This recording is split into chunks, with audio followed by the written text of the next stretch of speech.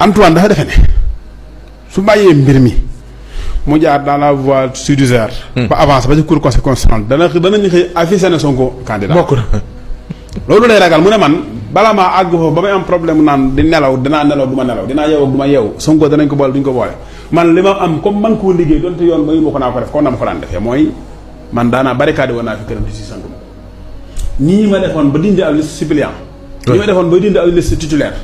lépp dama koy wéy di ko def moom dafa miin loolu dafa miin topp ba kanam ci lu ko neex daal te mbiri du mujj fenn doo xam foofu la teg lii te foofu tamit la teg lii foofu tegaat lii liste titulaire ba Ousmane ba ngeen xamee ba tey fan ngeen mas a gisee ñu dindi ko bàyyi ay suppléant mu jàll ay waaye ku ko mas a xam na ma ko wax liste suppléant fan ngeen mas a gisee ñu dindi ko bàyyi liste titulaire mu jàll ngir xësi bi tilka da ngeen ñoo wax na ñun suñu liste baaxut am na problème te yónni woon nañ ay ngonk ci seen biir ngir ñu yàq seen liste bu ngeen yàqulee ñu yàqule dañuy dagg ñee sànni dagg ñee sànni te kat dagg gi Ousmane Sonko dong moo doon muhim bi taxoon ñuy dagg ay liste bi sànni képp te loola moom moo ko defoon moo defaat lii nag waaye moo defaat lii desi ab direction la ci ministre de l'Intérieur mais nga jàpp ne kon recours yi buñ sonn lii kay danañ parce que buñ la déglee mooy ni lu ñu waajoon la lu ñu bàyyoon xel la mooy ni am na lu ñu ci jublu te boo moytu lañ ci jublu loolu mooy nañ jël ma la waxoon fii may mën a Ndour Faye toogul ne gis naa dossier confident waaye booba Antoine Diome Macky Sall lay jàppale ngir buñ bëggee def lu leen neex mën ko def te problème du am Cheikh Yérim Seck toog na wax ko ñoom ñaar te ñoom ñaar ñoom journaliste mercenaires yi état bi recruté ñoom ñaar Cheikh Yérim wax na ko moom nee na Amadou Ba ma jox xaalis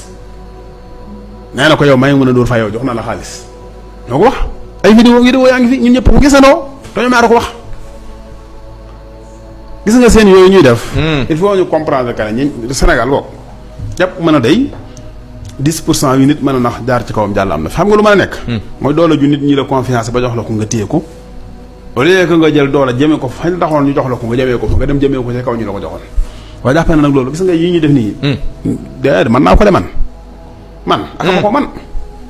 doon seen surga lu ñuy bëgg a def ndigg sama ko ma wax ko ñëpp di ko dégg ma transformé ko ba nit ñi xaw ko gëm nii mu nekk débat ci débat public loolu du xam-xam du jom liñ bëgg na antu liñ bëgg du antu bu doon antu kay nee na génn nañ ko ci fichier bi waaw loolu da donte ay avocat am ña nga ca Ziguinchor pour lijjanti mu axrajtumuuhu daxaa ne nee nañ ñun génnee nañu ko ñun ci fichier électoral bi te avocat yi ña ngay def recours léegi avocat yi nag laxal la mën na am ñoom jot nañ koy di banaan moom génn na ci fichier bi ñoom xam nga dañu ne ñun gisuñ ko ci fichier électoral bi loolu lañ wax waaye nag ñoom ban firnde lañ leen jox bu mën a sax nekkul ci fichier électoral bi waaw bu dee ne amuñu woon firnde léegi avocat yi lan lañ jot yan lañ jot ci firnde ba mën a def recours bi waaw man loolu ma jaaxal ndax avocat yi bu ñu jotoon lii wane na ñoom am nañ firnde kon ñoom danañ ko wax kon xam nga lu ma jàpp avocat yi ba débat public bi yóbbaaliwu leen waaw loolu laay ragal débat public bi Cheikh Yérim Seck posé may mën a Ndour Faye posé ko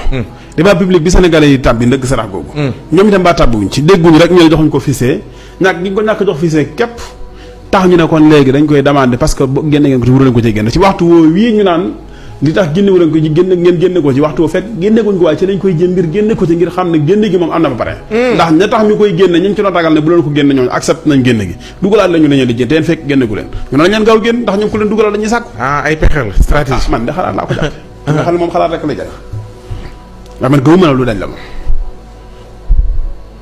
ki nga xam ne moom la ñuy ragal ci génne gi ñu def ci mu xelam ne ko génne nañ la mu dem gëm ne génne nañ ko te fekk sax génneekuñ ko mu dem di lijjanti ci naan dugalaat leen ma ñu nag ay ko nañ ko gaaw génne comme moom nangu na ne génne nañ ko léegi dugal lay sàkk nañ ko génne kon li ngeen di digal mooy nañu fexe ba génne gi wér na génne gi wér ñu xam anamu très bien na génne gi wér péng dafa ëpp wér na génne gi wér te kayit wéral ko ndax man yéegaguma fu génne gi wéree yow même am di journaliste doo ma wax fu génne gi wéral génn nañ ko dong nga dégg déet notification bi kay la ñëpp loolu la ñuy laaj fu mu ne du ngeen ko gis te ay journaliste ngeen c'est ça léegi nag est-ce que àgg mbir yéen keroog Sonko bi ñu ne moo diffamé Mame Mbaye Niang ñu ne ICF avant